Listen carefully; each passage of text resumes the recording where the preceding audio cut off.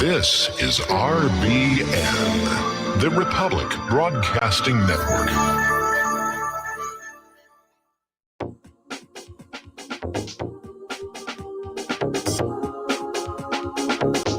What Really Happened with your host, Mike Rivero.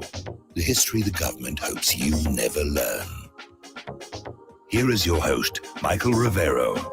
Aloha, America. Welcome to our show today. It is Friday, August 28th, 2020. Thank goodness it's Friday. Thank goodness it's Friday. Thank goodness it's Friday. And we've got a lot to talk about today. This being a Friday, we're going to do news for about half an hour. Then we're going to open the phone lines. And in hour number 2, we've got the lovely Lady Claire coming in with her unique perspective on the world. So Mike is in our control room, twiddling the dials, keeping us out of trouble. Let's get right on into the news. We're finally beginning to see the path of destruction from Hurricane Laura. And, 150 mile per hour wind. They're starting to come out with aerial pictures. The current death count is now standing at 10. And apparently at least one of those people succumbed to carbon monoxide poisoning from running a generator inside their home, which you're not supposed to do. So 10 people so far, and probably they're going to discover more as they got through the wreckage. People are being told not quite to return to their homes just yet because it is really too dangerous here. And we've got the remnants of Tropical Storm Laura just coming in here up in Indiana. So we'll get more thunder and lightning later on during the day here. Okay, getting on back to the domestic politics, Donald Trump has accepted the Republican nomination for a second term and calls the election the most important in the history of our country. He accuses Joe Biden of leading a radical movement to destroy America and says that Joe Biden would demolish the nation. Well, it seems well on the way already. Now, Trump is casting an optimistic vision for the next 4 years, saying that America is not a land cloaked in darkness. Meanwhile, following his speech out there in Hollywood, or Hollyweird, the left-wing celebrities were fuming as Trump accepted the nomination on the final day of the Republican National Convention. Not only did left-wing stars lash out at the commander-in-chief, they also singled out First Daughter Ivanka Trump and former New York Mayor Rudy Giuliani for their nastiest insults. And apparently, Bette Midler is still out there throwing nasty comments, even though she was forced to apologize for her comments about Melania. Mia Farrow compares Trump's White House audience to the Jonestown suicide cult. And basically saying this crowd packed together, no masks brings to mind Jonestown, an adoring cult waiting for Jim Jones to appear, Mia Farrow wrote on Twitter. Okay, well, these are just actors and actresses, and most of them are not really students of domestic politics. Just a way of getting publicity. That's really what it is, keeping their name in the media. All right, so now the campaign really begins. Donald Trump is heading to New Hampshire for an airport rally after a White House RNC speech calling Joe Biden a Trojan horse for anarchy. The Democratic rival says he will hit the road safely, too. I guess enough Democrats have come forward to say, look, Joe's got to get out there. He's got to start campaigning. He's got to start making appearances. And so apparently he's already got 4 states set up, 3 of which they're trying to flip, 1 of which they're trying to hang on to in the coming days. But it has worked against him to be campaigning from his basement. And we know he's not really in the basement, but that's a meme that seems to have taken root in the eyes of the general voting public here. Story coming out of Mondoweiss. Biden is the most pro-Israel nominee ever, and he will defeat hypercritical voices in the party. So pro-Israel advocates are overjoyed at the prospect of Biden becoming the Democratic nominee for president and possibly president himself. They say there's never been a nominee from any party who was so pro-Israel that Joe Biden personally wrote the Democratic platform that's straight down the line behind Israel. Meanwhile, Kamala Harris is pledging unconditional support for Israel. Now, regardless of whether or not you think support for Israel is justified or not, the idea that it's unconditional, I think, is a little bit scary. When the United States hands out support to any other country, there are usually conditions attached to it. We're going to give you this money, and in exchange, you will do thus and such. Why should Israel be the exception, especially when there's so much that Israel really ought to change in order to come in line with modern 21st century politics? But she's out there saying that there will be no conditions imposed on Israel. We're just going to shovel them taxpayer money as hard as we can, as fast as we can. And in short, the Democratic Party will not be out Israel this fall. I think they're responding to the fact that Trump is seen as very pro-Israel. Of course, he did move the embassy to Jerusalem. He did broker that deal with the United Arab Emirates. And he's seen as very pro-Israel. So the Biden and Harris are out there trying to out-Israel him. And I think both sides are overestimating how friend of Israel is a positive influence in this election. I think most Americans are really starting to pull up and say, wait a minute, what's all this friend of Israel thing? We've got problems in this country. We've got cities on fire from Black Lives Matter and Antifa. Shouldn't we be dealing with that and let Israel take care of their own problems? Anyway, Trump gave his speech accepting the nomination from the South Lawn of the White House. Of course, the Democrats are out there screaming, Hatch Act, Hatch Act. And there was a demonstration in front of the White House where they were blowing air horns and everything, trying to basically interfere with Trump's speech. And apparently the attendees who were there for the speech were attacked by the Black Lives Matter mob as they left the White House. Apparently, an elderly man was punched in the back of the head and knocked to the ground. And a balaclava-clad protester threatens to blank up the RNC committeeman and his wife. At one point, they were chasing Senator Rand Paul and his wife as they left the White House. And they had to, Rand Paul and his wife had to be surrounded by police and escorted to safety. What's really interesting is the protesters were demanding that Rand Paul say Breonna Taylor's name. Apparently unaware, he authored the Justice for Breonna Taylor Act last June to stop no-knock raids, and he worked with her parents to do so. So it's like these people are out there screaming, they don't even know what they're screaming about.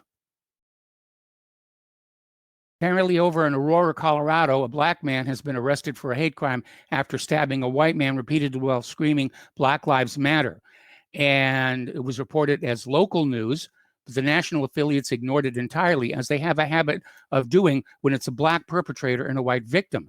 And apparently over in North Carolina, there's another example. A white girl, 17-year-old Veronica Lee Baker, was killed by a person of color.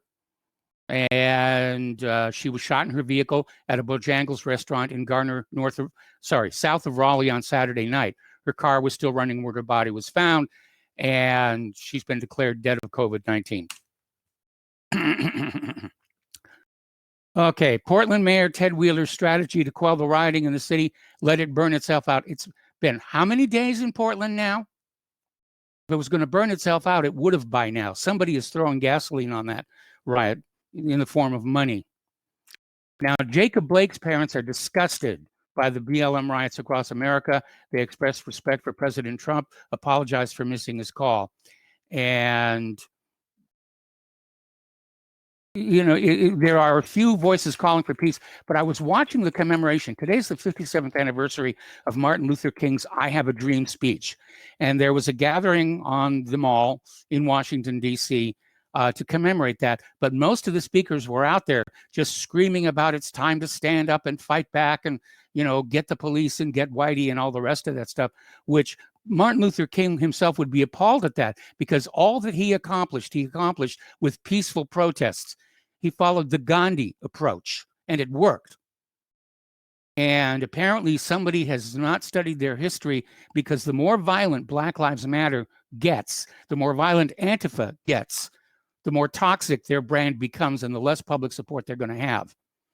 So they may already be in this spiral of escalating violence because they're not getting what they want. What do they really expect? That they're going to, beat up people until the people love them? Doesn't really work that way. But apparently federal agents are now swarming and arresting Antifa and Black Lives Matter in Wisconsin. And there was an interesting video surfaced where a shopkeeper fought off two shotgun-wielding robbers with a cricket bat and basically fought them off, and they left without being able to steal anything. Anyway, over in Minneapolis, they still have riots and protests over there over fake news. See, there was this black gentleman who was wanted for a murder, and he committed suicide right in the middle of the street, right in the middle of the block. Stepped into a doorway, pulled a gun, stuck it in his mouth, and pulled the trigger. and somebody started the fake news that he'd been gunned down by the police, and it exploded into riots and looting. They're just looking for an excuse to riot is what's going on here. They're not really philosophically behind Black Lives Matter or Antifa. It's just everybody's rioting. Let's go. Let's have fun. Let's go on in there. I remember back during the Rodney King riots, and I lived in North Hollywood at the time, and I was on my way out, and I saw the manager of our building coming on in with a big flat of little tiny vodkas, you know, Fifth vodka bottles. And he basically said he'd gone on down to South Central to join in the riots and the looting because it just seemed like the thing to do. Anyway, the Minneapolis police have released the video of the suspect shooting himself to try and quell the rumors about what happened and get the rioting under control. They may find it's going to be a little bit hard to do. Once these things get going, it's really hard to shut them down. And for people who are there rioting because rioting is the thing they want to do, the fact that it was based on fake news, I don't think is going to have much of an effect. Now, getting back over to Kenosha, new video analysis of the incident during which 2 people were shot dead proves that Kyle Rittenhouse did not shoot first and acted wholly in self-defense. Now, he's been charged with 6 felony crimes, including intent to commit homicide, which carries a life sentence in prison. The good news is the same attorney who defended the Covington kids is now going to be defending Kyle Rittenhouse. So he's got some good legal teams. They've started a new defense fund for him because GoFundMe kept taking them down. So they've started a new one here. Anyway, a new analysis of footage that preceded Rittenhouse discharging his AR-15 by New York Times visual investigations journalist Christian Triebert shows the 17-year-old did not shoot first. So the case can be made it was self-defense. Now, Tucker Carlson the other day came on out and said, you know, how shocked are we that 17-year-olds with rifles decided they had to maintain order when no one else would? Well, the cancel culture has got their knickers in a twist over that, and they're out there saying, fire Tucker, fire Tucker, fire Tucker. Won't happen. He's too popular for that. But I mean, that's the new normal for Black Lives Matter and Antifa and their supporters, is if you don't say what they want you to say, they want you silenced. No more First Amendment. That's exactly what it is. It's an attack on the First Amendment to say, no, you have to tell people what we want you to tell them, or we're going to have your career ruined. Now, I don't know what they're thinking over in Virginia, but the Virginia Senate just approved a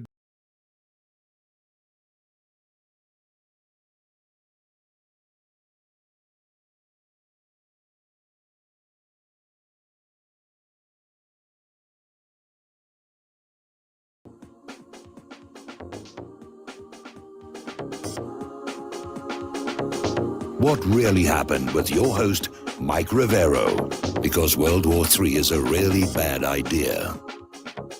Here is your host, Michael Rivero. Has a right to dictate its energy policy. Well, Germany is absolutely right about that. Unfortunately, the U.S. government's attitude is, yeah, we're gonna make you buy your oil and gas from us, even though it's a poorer quality and more expensive. You will buy your oil and gas from us. And that's what happens when you have a failing empire, where they can't do what they used to do. We can't make the TVs we used to make. We can't make the computers we used to make. We don't even make the cars that we used to make. And so what do? We don't retool. We don't rebuild the manufacturing infrastructure. We go ahead and we just try and knock down the competition some way, either politically or economically, or if push comes to shove, declare war. That was the real motivations behind World War I and World War II, was to remove Germany as a manufacturing competitor with whom the rest of the world could not compete. They think about that one for a while as the sabers get rattled. All right. Do you remember down in Texas, there was the so-called Save James ruling, and it involved this divorced father and mother of 8-year-old James Younger. And there had been a previous ruling that said the father and mother had an equal say in his medical and psychological care. And the reason this was an issue is because the boy's mother wants to transition him to a female, and has already got him enrolled in school as a girl named Luna, and already subjecting him to transition therapy and medical procedures at the expense of the father. Well, apparently there's a new judge has reversed the previous ruling about equal say in medical psychological care and said the father must pay $5,000 a month to allow the mother to go. Hello, this is Mike at RBN. Unfortunately, this is Mike, the producer. Mike Rivero had an internet failure there in Santa Claus, Indiana. So unfortunately, it doesn't appear it's going to be back up anytime soon. We're going to a rebroadcast, and he told me to let you all know to have a great weekend, and he'll talk to you on Monday. Take care. Kid wants to be his birth gender, and the mother, for whatever weird, twisted psychological reason, says, no, no, no, I'm going to make you a girl. That mother does not own that child.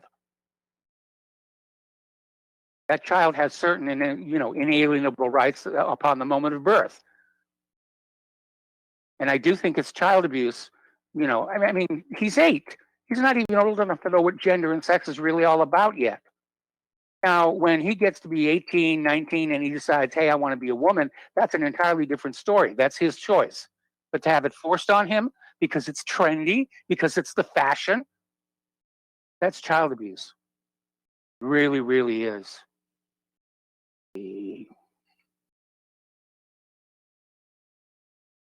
All righty, you've probably been told over the years that saturated fat is the cause of heart disease. And now they're backing off and saying, well, maybe, okay, maybe back. not. And are you back, Mike? Yeah, we're back. Looks like we got our net back here. I'm sorry for the interruption there, ladies and gentlemen, but we lost our internet for a little while. And so we're back now, and hopefully it will stay back for the rest of the program here. Anyway, out in Detroit, some firearms instructors there are uniting to give 1,938 women free shooting lessons. And apparently this happened on the 15th and 16th in Taylor, which is a suburb of Detroit, to provide free firearm training to 1,938 Metro Detroit women. They answered a call for assistance by Rick Ector, a Detroit firearm instructor who conducts an annual program to give women a free range safety briefing and a free shooting lesson. Last year, 814 local women were trained by the program. At that point in time, it was the program's higher ever attendance total. The program was created by Ector 9 years ago after watching a local story on the news about a woman's lifeless and naked body being found in a deserted field. He was inspired to ask 4 fellow firearms instructors he knew to donate their time to help him give women a free shooting lesson.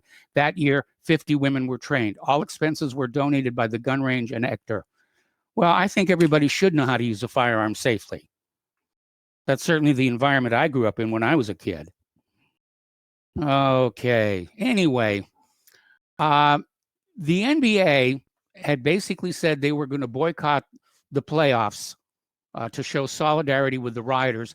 Donald Trump came back and said, well, their ratings are very bad anyway, so it probably wouldn't make that much of a difference. They've become a political organization, not a sports team, and that's not good.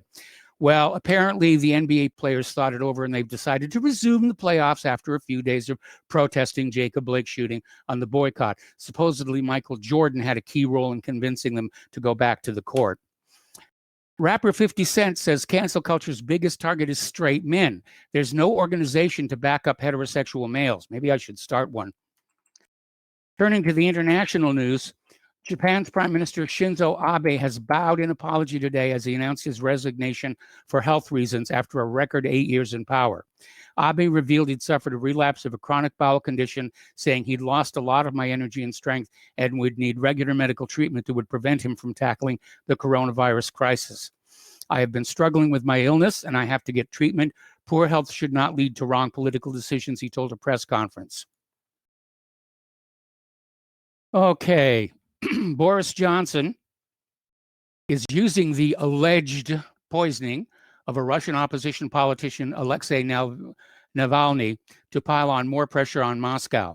In a tweet today, Prime Minister Johnson claimed the alleged poisoning has shocked the world before pledging to join international efforts to ensure justice is done. Now, the last I heard, the doctors had said that he'd gone into a diabetic coma and that there was no poisoning. This is like the Skripals all over again. Saudi Arabia has reportedly deployed nearly 24 combat troops to a U.S.-run military base in Syria's oil-rich northeastern province of Hasaka, as the Riyadh regime and some of its regional allies are vying with the United States to loot the natural resources of the war-ravaged country. Well, that's what the United States does when they invade a country, is they loot the natural resources. Okay, over in Belarus, Tikhanovskaya officially admits the U.S. promise to prop up the Belarus opposition. Foreign-backed ex-Belarusian presidential candidate Svetlana Tikhanovskaya, say that 3 times fast, admitted in an interview with Fox News that U.S. Assistant Secretary of State Stephen Biegun had vowed to, quote, help Belarus, end quote.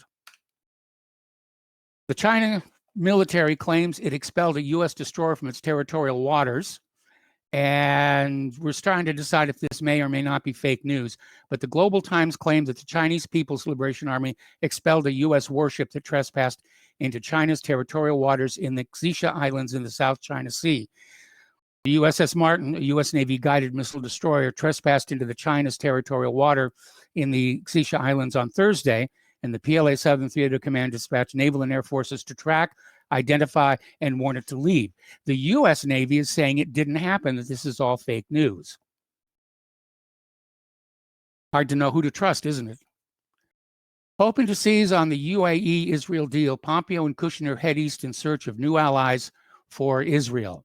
U.S. Secretary of State Mike Pompeo and unelected advisor to President Donald Trump, Jared Kushner, are embarking on a tour of the Middle East, beginning with a stop in Israel, to discuss regional security issues related to Iran's malicious influence with Prime Minister Benjamin Netanyahu, followed by visits to Sudan, Bahrain, and now official U.S. partner, the United Arab Emirates.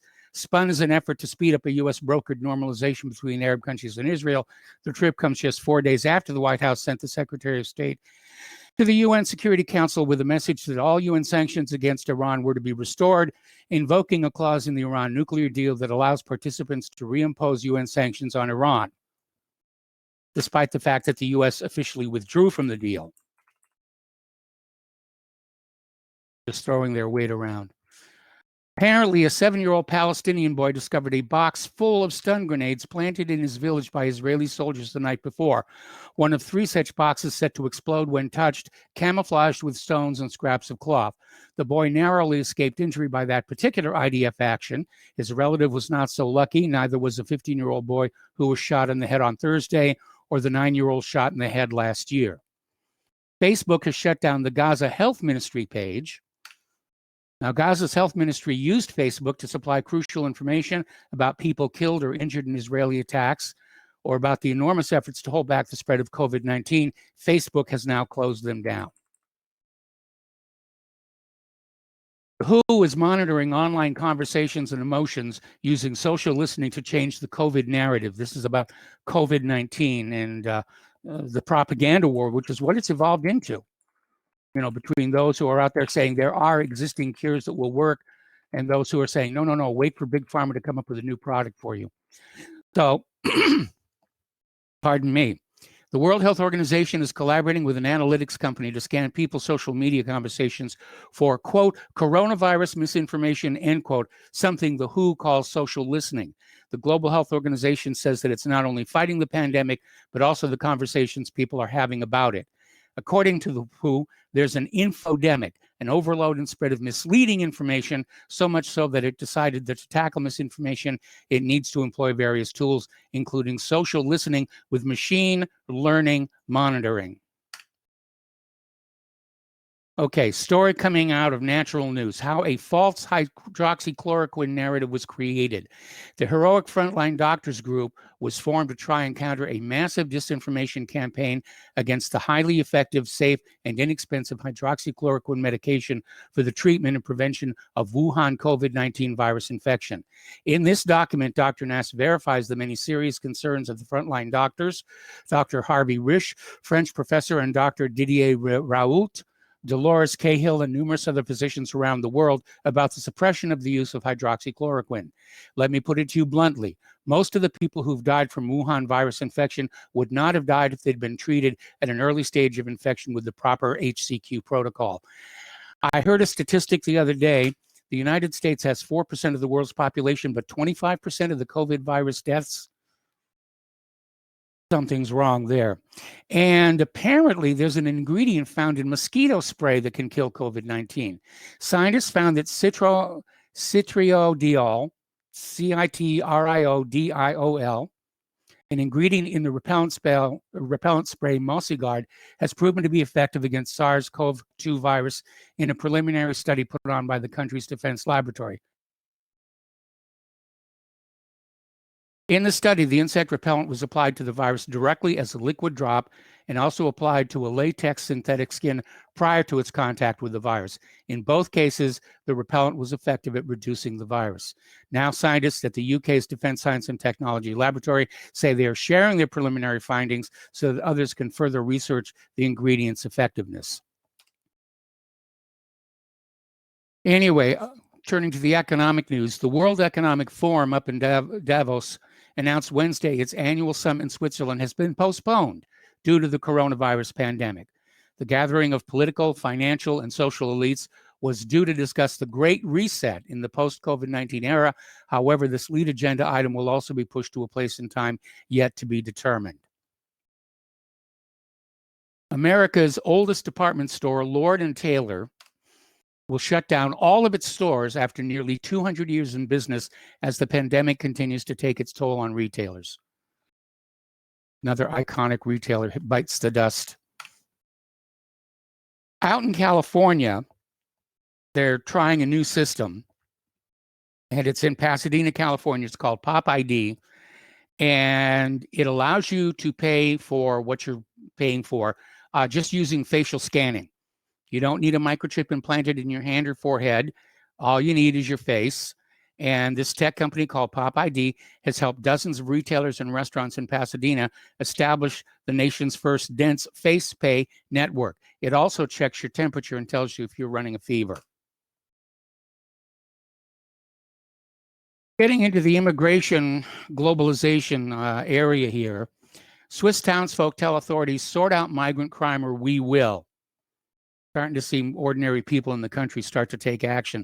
Locals in the Swiss town of Neuchâtel have authored an ultimatum to local authorities, saying they must deal with the growing problem with migrant crime or the residents will take matters into their own hands.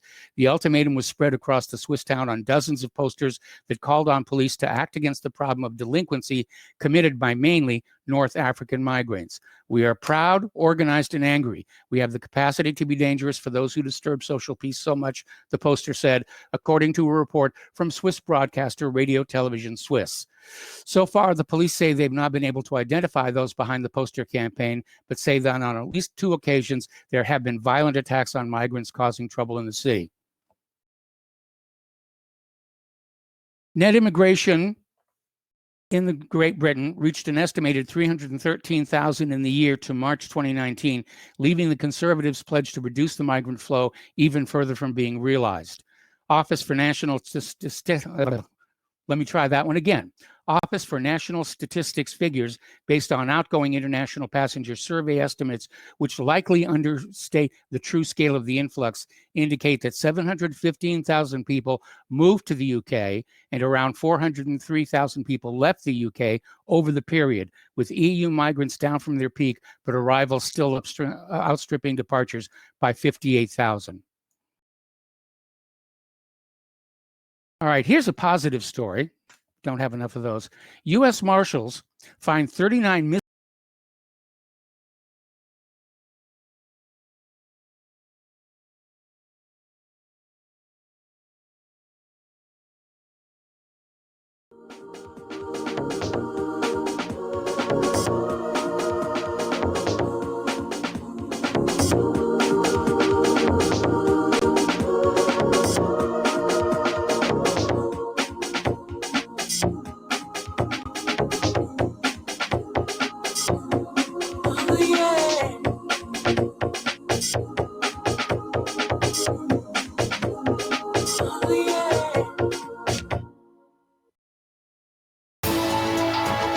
You are tuned in to the Republic Broadcasting Network. Visit our website by going to republicbroadcasting.org.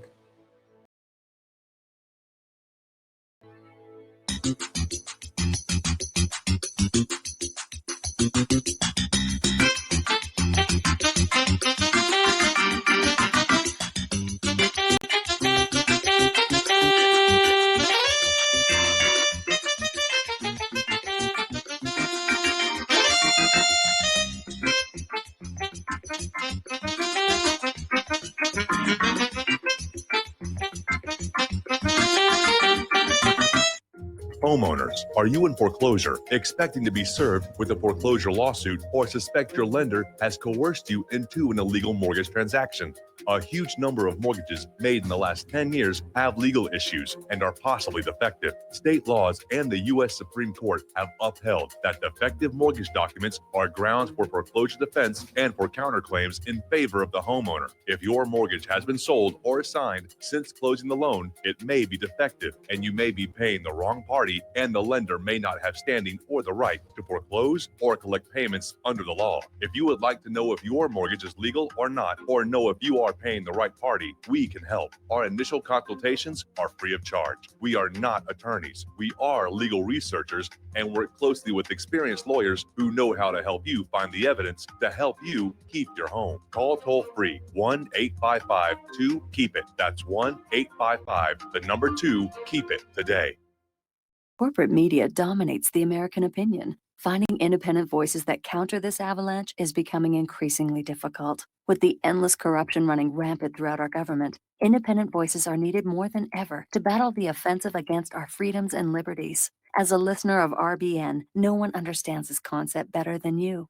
Now it's up to you to do your part. The time has come for you to take action and begin broadcasting the truth to hundreds or thousands of people every month. Sound impossible? Quite the contrary. With pointed slogans from LibertyStickers.com, you can reach countless sleeping Americans unaware that they live in a real-life wonderland. LibertyStickers.com has a huge inventory of political bumper stickers and messages that reflect the truth about our government, our politicians, and the future of America. With so many in stock, there's one perfect for you. Visit us today at LibertyStickers.com. Again, that's LibertyStickers.com. Do your part. Your voice is important. Let it be heard. So, you love talk radio? Then you'll love TalkStreamLive.com. TalkStream Live is always on, 24/7, with the best streaming talk shows. Find your favorite talkers and discover some new ones. It's free, readily available online or on mobile with any smartphone or tablet. Finding your favorite talk shows all in one place has gotten a whole lot easier. Just go to TalkStreamLive.com. Be sure to download the free apps from Google Play or the iTunes App Store. The Republic Broadcasting Network late night premiere show of Redfield Hardcore is hosted by activists that want to hear from you, the listeners. So that you can get involved in the activism, please call in at 800-313-9443 at 10 p.m. to enter the discussion. To book yourself as a guest, call our studio at 202-657-5715 or contact RBN staff. Remember, keep it real and take the red pill. What this country is coming to, I sure would like to know. If they don't do something by and by, the rich will live and the poor will die. Doggone, the panic is on. Can't get no way, can't draw no pay. Unemployment getting worse every day.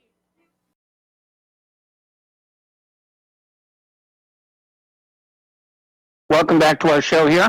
We're talking with Mark Inside the Beltway, who's giving us his unique perspective on World War II and the history of the Khazars. So, Mark, could you pick it up where you left off?